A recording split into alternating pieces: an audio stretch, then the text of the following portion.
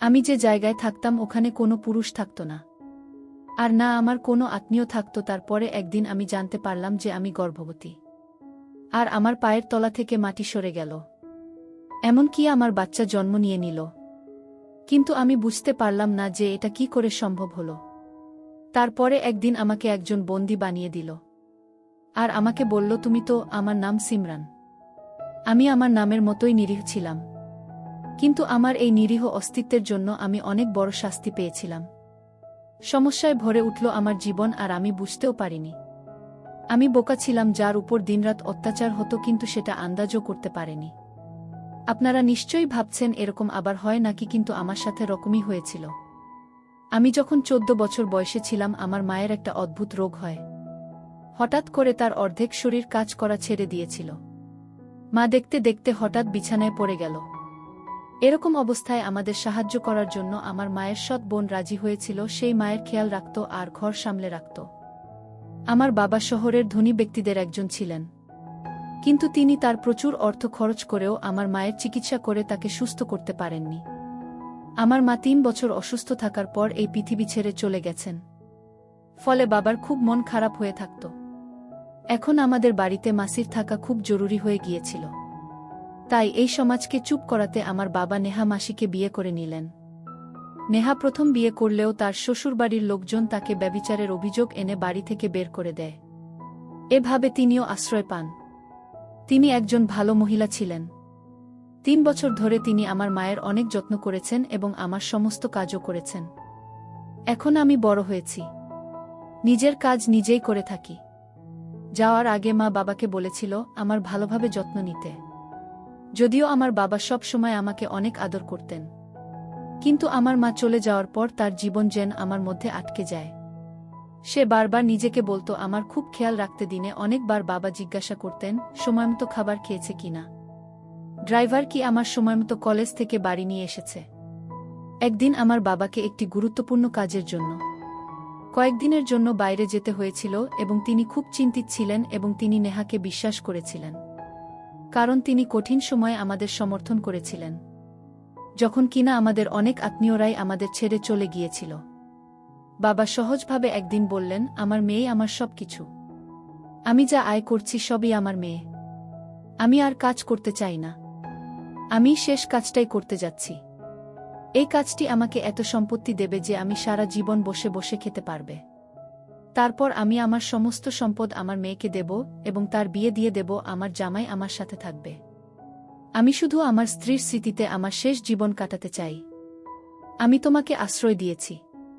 এটা তোমারও বাড়ি, তোমার কোনো কিছুর অভাব হবে না। ঘরে আরাম ও শান্তিতে থাকুক। তুমি এই সম্পর্ক থেকে মুক্ত হতে চাইলেও আমার কোনো সমস্যা নেই, কারণ আমি তোমাকে ধন সম্পদ ও আরাম দিতে পারব। কিন্তু আজও আমার হৃদয়ে শুধুমাত্র আমার বড় মেয়ে আছে। নেহা আমার বাবাকে বলল, কি বলছো তুমি? আমি অনেক ভাগ্যবান যে তুমি আমাকে তোমার বউ মেনেছ। আমিও সারা জীবন 3 রানের মা হয়েই কাটাতে চাই। আমি তার মাকে কথা দিয়েছিলাম যে আমি সব সময় তার যত্ন নেব। তিনি আমার আসল বোন ছিলেন না, তবে তিনি আমার বোনের চেয়ে বেশি ছিলেন। আমি তার কাছে আমার প্রতিশ্রুতি পূরণ করতে চাই এবং এটাই আমার জীবনের লক্ষ্য। আমার বাবা বললেন, আমি নিশ্চয়ই জীবনে কিছু পুণ্য করেছি যে আমি তোমার মতো একজন ভালো মহিলা পেয়েছি। 6 মাস গ্রামের বাইরে যাচ্ছি। আমার মেয়েকে তোমার কাছে ভরসায় রেখে ওর খেয়াল রেখো। আমি তার জন্য একটা সম্মান তো দেখেছি।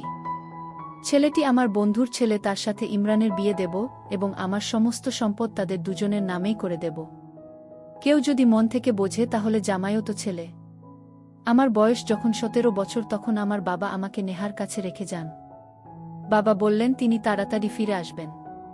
কিন্তু যেদিন বাবাই গ্রাম ছেড়েছেন সেদিন থেকে নেহার মনোভাব কিছুটা বদলে গেল। সেই রাতে সে আমার জন্য রান্না করেনি। আজকে রান্না করেনি কেন জিজ্ঞেস করলে সে বলল, আমার শরীর খারাপ, ফ্রিজে যা পড়ে আছে তাই খাও। কারণ স্বাস্থ্য খারাপ হলে তাকে একদিন ছুটি দেওয়া উচিত, তা অন্তত আমি বুঝতে পারতাম। তাই আশেপাশে যা ছিল তা খেয়ে ঘুমিয়ে পড়লাম। রাতে আমার বাড়িতে কিছু নড়াচড়ার শব্দ শুনতে পেলাম। আমার ঘুম খুব কাঁচা ছিল। আমি জেগে উঠলাম এবং নিচে আসার সময় দেখলাম নেহা দরজা বন্ধ করছে। আমি তার দিকে তাকালাম এবং সে কিছুটা ঘাবড়ে গেল। আমি জিজ্ঞেস করলাম, কেউ এসেছে কিনা? সে বলতে লাগল, না, আমি দরজা বন্ধ করতে ভুলে গিয়েছিলাম। সেজন্য দরজা বন্ধ করতে এসেছিলাম। আমি আমার ঘরে ফিরে এলাম। পরের দিন কলেজে গিয়ে জানতে পারলাম শহরে কিছু রোগ ছড়িয়ে পড়ায় স্কুল থেকে ছুটি দিয়ে দিচ্ছে। আমি খুশি হয়ে উঠলাম যে এখন আর স্কুলে যেতে হবে না, সারাদিন ঘরেই থাকব। যাই হোক, আমার বাড়িটা এমন ছিল যে সারাদিন যে কেউ আর আমি ঘরে থাকতে পারবে। বাড়ি ফিরতে একটা জিনিস খেয়াল করলাম, আমাদের বাড়ির অতি বয়স্ক অনুগত প্রহরী মোহন কাকু আজ গেটে উপস্থিত নেই। গেটের অন্য প্রহরীকে জিজ্ঞেস করলাম, কাকু কোথায়? সে বলল যে কয়েকদিনের জন্য ছুটিতে তিনি গ্রামে গিয়েছেন। আমি অবাক হয়েছিলাম যে আজ পর্যন্ত ২০ বছরে একটা ছুটিও নেননি। সকালে ছেলে মেয়েদের বিয়েতে গেলেও রাতে ফিরে আসছেন। কয়েকদিনের ছুটিতে তিনি কিভাবে গেলেন? মনে হয় এটি কোনো বড় ব্যাপার ছিল। যাই হোক, আমি আমার বাড়ি ফিরলাম। রাতে নেহা আমার জন্য আমার পছন্দের খাবার রান্না করেছিল এবং গতকাল সে আমার জন্য রান্না করেনি বলে আমার থেকে ক্ষমাও চেয়েছিল। সে বলল যে আমার বাবা চলে যাওয়ায় তার মন একটু খারাপ ছিল। আমি তাকে বললাম, তুমি কি আমার বাবাকে খুব ভালোবাসো? আমার মা আমার বাবাকে অনেক ভালোবাসত। সে বলল, তোমার বাবা এত ভালো মানুষ যে কেউ তার প্রেমে পড়তে পারে। আমিও তার প্রেমে পড়তে শুরু করি, কিন্তু সে আমার দিকে তাকায় না। আমি ওর হাতের উপর হাত রেখে বললাম, তুমি আমার সৎ মা হলেও আমি তোমাকে কখনো অপরিচিত মনে করিনি। বাবা ফিরে এলে আমি তাকে বলবো, আমার মায়ের সাথে সে যেমন করে থাকতে ঠিক সে যেন তোমার সাথে তেমন করেই থাকে। সে জিজ্ঞেস করতে লাগলো, তোমার বাবা তোমার মায়ের সাথে কেমন করে থাকতেন? আমি বলেছিলাম যে তিনি প্রতিদিন আমার মায়ের জন্য নতুন এবং দামি উপহার নিয়ে আসতেন। প্রায় বাইরে যেতেন। আমার মা আমার বাবার জন্য প্রতিদিন ভালো পোশাক পরতেন এবং তিনি তার প্রশংসা করতেন। দুজনকে একসাথে খুশি দেখে আমি খুব খুশি হতাম। আমি শুধু তার সাথে কথা বলছিলাম এবং আমার পছন্দের খাবার খাচ্ছিলাম। এটা তো সত্য যে তিনি খুব ভালো খাবার রান্না করতেন, এমনকি আমার মায়ের চেয়েও ভালো। এরপর কখন আমার রুমে এসে আমি এত গভীরভাবে ঘুমিয়ে পড়েছিলাম মনে নেই। সকালে যখন চোখ খুললাম আমি আমার বিছানায় শুয়ে আছি, কিন্তু আমি মনে করতে পারছি না কিভাবে আমি আমার বিছানায় পৌঁছেছি। সকালে নেহাকে জিজ্ঞেস করলে সে বলল, তুমি নিজেই তোমার বিছানায় গিয়েছ। কিন্তু হ্যাঁ, তোমার খুব ঘুম হচ্ছে। এই বয়সে ঘুম এমনই হয়, কিছুই মনে থাকে না। এই বয়সে সত্যিই এমন ঘুম আসে, কিন্তু আমার ঘুম তো খুব কাঁচা ছিল। যাই হোক, তারপরে আমি সেদিকে খুব একটা মনোযোগ দিইনি। কিন্তু এখন আমার বাড়িতে অদ্ভুত কিছু ঘটনা ঘটেছিল। একদিন দেখলাম ড্রয়িং রুমে অনেক অনেক ভালো ভালো খাবার যাচ্ছিল। কে আছে জিজ্ঞেস করলে কাজের মেয়েটি বলল, নেহাজির আত্মীয় এসেছে। নেহার আত্মীয় তো আমারও আত্মীয়ের সমান। তাই আমিও ড্রয়িং রুমে গেলাম, আর সেখানে গিয়ে আমার সামনের দৃশ্য দেখে আমি অবাক হয়ে গেলাম। ওখানে কোনো অতিথি ছিল না, কিন্তু দুজন লোক বসেছিল যারা দেখতে ধনী কিন্তু কিছুটা বিপজ্জনক বটে। আমি ভিতরে প্রবেশ করার সাথে সাথে সে আমার দিকে তাকাতে লাগল। নেহা আমাকে পরিচয় করিয়ে দিয়ে বলল, এ আমার স্বামীর মেয়ে। তাদের একজন বলল যে ও খুব সুন্দরী। তাদের বলা এই কথাটা আমার কাছে অদ্ভুত লেগেছিল। তারপর আমি আমার রুমে ফিরে এলাম এবং পরে সে বলল যে তারা ছিল আমার ভাই। আমার সাথে প্রতিদিন একটি অদ্ভুত ঘটনা ঘটত। আমি যখন সকালে ঘুম থেকে উঠতাম তখন মনে হতো যে আমি খুব ক্লান্ত এবং রাতে আমার ঘুম এমন হতো যে আমি অজ্ঞান হয়ে পড়তাম। আজকাল আমার কিছুই মনে থাকে না যে আমি কখন আসছি বা কখন আমার ঘরে আসি। আমি একদিন হঠাৎ আমি অসুস্থ হলাম, বমি বমি ভাব এবং মাথা ঘোরা শুরু করল। আমি ভয় পেয়েছিলাম যে আমিও এই রোগে আক্রান্ত হতে পারি, যে এটি আর সারা এলাকায় ছড়িয়ে পড়েছে। আমি নেহাকে জানালে সঙ্গে সঙ্গে ডাক্তারকে ডেকে পাঠায়। ডাক্তার বাড়িতে এসে আমাকে চেক করলেন। তিনি আমার রক্তের নমুনা নিয়েছিলেন এবং বলেছিলেন যে পরীক্ষা করার পরে তিনি রাতে পরীক্ষার ফলাফল জানাবেন। তিনি আমাকে কিছু ওষুধ দিয়ে চলে গেলেন। রাতে তার ফোন এলে নেহা ফোন তুলল। সে ফোন নিয়ে আমার সামনেই দাঁড়িয়েছিল। হঠাৎ সে কিছু অদ্ভুত কথা বলতে লাগল। না না, এটা হতে পারে না ডাক্তারবাবু, আপনার নিশ্চয়ই কিছু ভুল হয়েছে। এটা হতে পারে না। আমি চিন্তায় পড়ে গেলাম যে আমার রিপোর্টে এমন কি এসেছে। সে হঠাৎ ফোন কেটে দিল এবং আমার দিকে এমনভাবে এগিয়ে আসলো যেন আমাকে শোনানোর জন্য খুব খারাপ খবর আছে। আমারও মন খারাপ হয়ে গেল। আমি জিজ্ঞেস করলাম, ডাক্তার কি বলছেন? তারপর সে বলতে লাগলো যে ডাক্তার কি বলছেন সেটা পরের কথা, আগে বলো তুমি এটা কিভাবে করতে পারলে? তুমি তোমার বাবার সম্মানের কথা চিন্তা করলে না? তুমি কিভাবে করতে পারলে এটা এবং কার সাথে? কে সে যার সাথে তুমি মুখ কালো করেছ? তোমার বাবা আমার ভরসা তোমায় দিয়ে গিয়েছিল। এখন সে ফিরে এলে আমি কি জবাব দেব? ও আন্টি কিসের কথা বলছো? আমি কি করেছি বুঝতে পারছি না। ডাক্তার তোমাকে কি বলেছে? আর তুমি আমার সাথে এভাবে কেন কথা বলছো? আমি তো কিছুই করিনি। ডাক্তার বলেছে তুমি মা হতে চলেছ। তার এটুকু বলায় আমার পায়ের নিচ থেকে যেন মাটি সরে গেল। আমি হতবাক ছিলাম। এটা কিভাবে হতে পারে? আমি জানতাম না আমার কি হয়েছে। আমি এমন কোনো পাপ করিনি। আমি চিৎকার করে কাঁদতে লাগলাম যে এটা মিথ্যা, ডাক্তারের কিছু ভুল হয়েছে। নেহা ও বলল ডাক্তারের সঙ্গে হয়তো কিছু ভুল বোঝাবুঝি হয়েছে, সেই জন্য কালকে আমরা অন্য ডাক্তারের কাছে যাব। হঠাৎ তার মনোভাব বদলে গেল। পরের দিন আমাকে অন্য এক ডাক্তারের কাছে নিয়ে যাওয়া হলো। তিনিও বললেন আমি মা হতে যাচ্ছি, কিন্তু আমি এমন কোনো ভুল করিনি। তাহলে আমার হলোটা কি? আমি পুরোপুরি বিচলিত হয়ে পড়লাম। দিন রাত কাঁদতে লাগলাম। আমরা ডাক্তারকে বলেছিলাম, আচ্ছা আপনি কি এর কোনো সমাধান করতে পারবেন? ডাক্তার বললেন এই বাচ্চা মেয়েটি খুবই দুর্বল, রক্তশূন্য। এমন কোনো কাজ কেউ যদি করেও তবে তার জীবনে সমস্যা হতে পারে। আমাকে ঘরে ফিরে এসে বলল, তোমার বাবা আমার ভরসায় তোমাকে দিয়েছিলেন, এখন আমি তাকে কি জবাব দেব? আর একটা ঝামেলা হলো, সেদিনই বাবা ফোন করে বললেন আমি তাড়াতাড়ি আমার কাজ শেষ করে নিয়েছি, তাই 3 সপ্তাহ পরেই ফিরছি। ডাক্তারের মতে আমার 2য় মাস চলছিল এবং আমার বাবা সবসময় এটি 3য় মাস হবে। বাবা ফিরে আসলো আর আমরা দুজনেই খুব চিন্তিত হয়ে পড়লাম। এখন তাকে কিভাবে বলবো? বাবা মার সাথে দেখা করে খুব খুশি হলেন তিনি। আমাদের সাথে বসে খাবার খেলেন এবং নেহা রাতে তার সাথে কথা বলতে শুরু করল। আমি আমার রুমে বসে ভাবছিলাম এখন কি হবে। এমন সময় হঠাৎ আমার রুমে বাবার চিৎকারের শব্দ আসতে লাগল। আমি তো যেন জ্ঞান হারিয়ে ফেলব। মনে হচ্ছিল বাবা আমার রুমে এসে রাগ করে কথা বলতে লাগলেন। জিজ্ঞেস করতে লাগলেন এসব কি? এসব আমার ওই একই কথা, আমি কিছু করিনি, আমি কিছু করিনি। কিন্তু আমার কথাকে শোনা ছিল। এই প্রথম বাবা আমার উপরে এতটা রাগ দেখালো। তিনি প্রথমবার এত রেগে গেলেন। এমনকি তিনি আমাকে চড়ও মারেন। আমি তোমার জীবন নিয়ে আর চিন্তা করি না। যা ঘটে ঘটুক, এখন আমরা এই সন্তান থেকে মুক্তি পাব। যেখানে আমি বলবো সেখানে তোমার বিয়ে হবে। বাবা আমার কথা শোনেননি। আমাকে কিছু বোঝানোর কোনো সুযোগও দেননি। তুমি দেখতে নিষ্পাপ, কিন্তু বাস্তবে এত বাজে।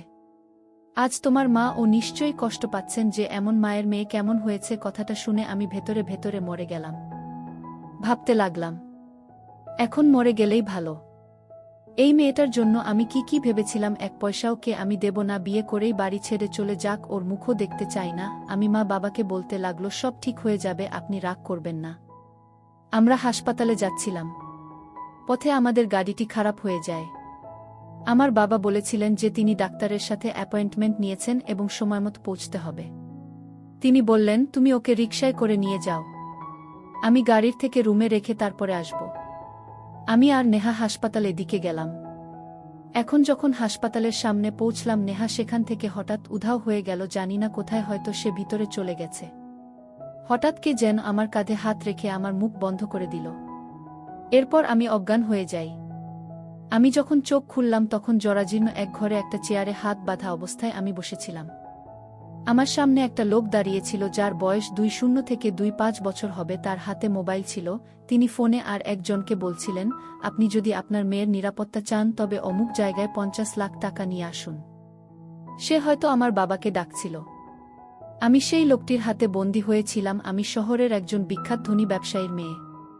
তাই এই লোকেরা জানত যে তারা আমার বিনিময়ে অনেক কিছু পাবে। বাবার সাথে কথা বলে সে আমার দিকে সামনে এগিয়ে এসে বসল। তাকে খুব খুশি দেখাচ্ছিল, যেন ভাবছে সে অনেক টাকা পাবে। আমি তাকে বললাম প্লিজ আমাকে যেতে দাও। সে বলল আমি তোমাকে ছেড়ে দেব, শুধু মুখ বন্ধ রাখো আর তোমার বাবা টাকা না আনা পর্যন্ত চুপচাপ বসে থাকো। তিনি যখন কিছু নিতে আমার দিকে এগিয়ে আসলেন আমি ভয় পেয়ে গেলাম। আমি ঘাবড়ে গিয়ে বললাম আমার কাছে এসো না। অদ্ভুত কথা বলল সে বলল, আপনি তেমনভাবে ঘাবড়ে যাচ্ছেন যেন আপনি খুব নির্দোষ। আপনার বাবা কি জানেন আপনি কি করেন? আমি তার দিকে তাকিয়ে ভাবছিলাম সে কি ধরনের কথা বলছে। আমি তাকে জিজ্ঞেস করলাম সে কি বলতে চায়, আমি কি করি, মানে কি? সে বলল আমার এক বন্ধু তোমার বাড়িতে গেছিল। তোমার মা তার সাথে তোমার দরদাম করেছে। তোমার বাবা এত বড়লোক, তবুও তোমরা মেয়ে এমন কাজ করো। আমার পায়ের নিচ থেকে মাটি সরে গেল, কারণ আমি জানতাম যে আমি এমন কাজ করি না। কিন্তু নেহা হয়তো আমার সাথে এসব করছিল। বোধহয় সে আমাকে অজ্ঞান করে বাড়িতে লোকজনকে ডাকত। আমার হৃৎপিণ্ড বের হওয়ার মতো স্পন্দিত হতে লাগল। আমি বাজেভাবে কাঁদতে লাগলাম। কিন্তু হঠাৎ আমার মাথায় একটা চিন্তা এলো। আমি লোকটিকে বললাম যে আপনি আপনার টাকা পাবেন, আমি আপনাকে কথা দিচ্ছি যে আমি আমার বাড়িতে ফিরে গেলে আপনাকে আরও টাকা দেব। যে আপনাকে এই কথা যে বলেছে তার সাথে আমাকে পরিচয় করিয়ে দিন। বললেন, লোকটা আমার সঙ্গী, শিগগিরই এখানে আসবে। লোকটি এসে আমাকে দেখে অবাক হয়ে গেল। বলতে লাগল, এ তো একই মেয়ে। আমি তাকে জিজ্ঞেস করলাম, তোমার এই বন্ধু কি বলছে? সে তখন পুরো ব্যাপারটা বলল। সে বলল, আমাকে তোমার বাড়িতে তোমার মা ডেকেছে। তোমার মা তোমার বাবার সামনে তোমার খারাপ চরিত্র প্রমাণ করতে চেয়েছিলেন, যাতে তিনি তার সমস্ত সম্পদ তোমাকে না দেন। কথাটা শুনে আমার পায়ের নিচ থেকে মাটি সরে গেল। নেহা যে এমন নোংরা খেলা খেলতে পারে তা আমি ভাবতেও পারিনি। আমি তাদের দুজনকেই বললাম, যদিও তোমরা দুজনেই আমাকে বন্দি করেছ এবং তোমরা ভালো মানুষ নও, কিন্তু তুমি যদি আমার বাবাকে এই সব বলো, তবে আমি তোমাকে আমার বাবার কাছ থেকে 50 লাখ টাকা নয় বরং 10 কোটি টাকা দেব। তারা হাসতে লাগল এবং বলল, এখন তুমি আমাদের সাথে চুক্তি করবে? আমি বললাম, আমি ব্যবসায়ী বাবার মেয়ে, অন্যায় করব না। আজ হঠাৎ করেই বোধ জন্মালো। আমি যাকে বিশ্বাস করেছি সে আমার সারা জীবন নষ্ট করে দিয়েছে। এখন না বুঝলে আর কবে বুঝব? তারা সেটাই করেছে। টাকা পেয়ে তারা আমাকে বাবার হাতে তুলে দেয়। পরের দিন আমি তাদেরকে আমার বাড়ি ডেকে বাবাকে বলেছিলাম যে কিছু লোক তোমার সাথে দেখা করতে এসেছে। আমি আমার বাবাকে বলিনি যে তারা আমাকে অপহরণ করেছে। দুজনে বাসায় আসলে মায়ের মুখটা এমন হয়ে গেল যেন মা জীবন্ত লাশ। দুজনেই বাবাকে পুরো ঘটনা খুলে বলল। আমার বাবা হতবাক এবং বিচলিত হয়ে নেহার দিকে এগিয়ে গেল। সে তার চুল ধরে বলল, আমি আমার মেয়েকে তোমার হাতে তুলে দিয়েছি, আর তুমি আমার মেয়ের সম্মান নিয়ে এমন নোংরা খেলা খেলেছ। আমি তোমাকে শেষ করে দেব আজ। হ্যাঁ, তুমি কি চেয়েছিলে? তুমি তোমার সমস্ত সম্পদ তোমার মেয়ের নামে করে দেবে? আমি 3 বছর দাসীর মতো তোমার স্ত্রীর সেবা করিনি, যাতে সমস্ত সম্পদ তোমার মেয়ের নামে চলে যায়। সে তার কৃতকর্মে লজ্জিত হয়নি। আমার বাবা ওকে মেরে ফেলতে গেলে আমি বাবার হাত ধরে নিলাম আর বললাম, ওকে মেরে ফেলে তুমি দোষী হবে কেন? এটা তার শাস্তি, তাকে আইনের হাতে তুলে দাও। আমার বাবাও তাই করলেন। নেহাকে আইনের হাতে তুলে দেওয়া হয়েছিল এবং তার বিরুদ্ধে এতগুলি মামলা দায়ের করা হয়েছিল যে তিনি সারা জীবন জেল থেকে বের হতে পারেননি। আমি ওই লোকদের টাকা দেবার প্রতিশ্রুতি দিয়েছিলাম, কিন্তু আমার বাবা তাদেরও আইনের হাতে তুলে দিয়েছেন। বাবা আমার কাছে ক্ষমা চাইলেন, আমাকে জড়িয়ে ধরে বললেন, এটা তোমার দোষ নয়। সোনা, আমার তোমাকে ছেড়ে যাওয়া উচিত হয়নি। তুমি নিষ্পাপ, তুমি এই পৃথিবীকে জানো না, আমার এমন কাউকে বিশ্বাস করা উচিত ছিল না। আমরা মনস্থির করেছিলাম যে আমরা এই শিশুটিকে হত্যা করব না, কিন্তু ভাগ্য এমন ছিল যে আমার গর্ভে বড় হওয়া শিশুটি এই পৃথিবীতে আসার আগেই এই পৃথিবী ছেড়ে চলে গেছে। আমি আমার লেখাপড়া চালিয়েছিলাম এবং মাস্টার্স করেছি। 28 বছর বয়সে আমার বাবা আমাকে খুব সুন্দর একজন ব্যক্তির সাথে বিয়ে দেন। এখন আমার নিজের বাড়ি আছে এবং আমি আমার ঘরে সুখী। কিন্তু মাঝে মাঝে অতীতের কথা মাথায় আসে এবং আমি ভাবতে থাকি যে এই পৃথিবীটা খুব খারাপ, যেখানে খারাপ মানুষ আছে কিন্তু কিছু ভালো মানুষও আছে। আমার স্বামী, যিনি সবকিছু জেনেও আমায় স্বীকার করেছেন। আমি আমার স্বামীকে ঠকাইনি, কিন্তু আমার জীবনে এত বড় দুর্ঘটনার পর আমি আর সেই নিরীহ নই। এখন আমি দুনিয়ার কৌশল বুঝতে পেরেছি। আমি এখন একজন উকিল। আমার মতো মেয়েদের মামলা আমি বিনা পয়সায় লড়ি এবং আমি সবাইকে বলি, আপনাদের মেয়েকে শক্তিশালী করুন।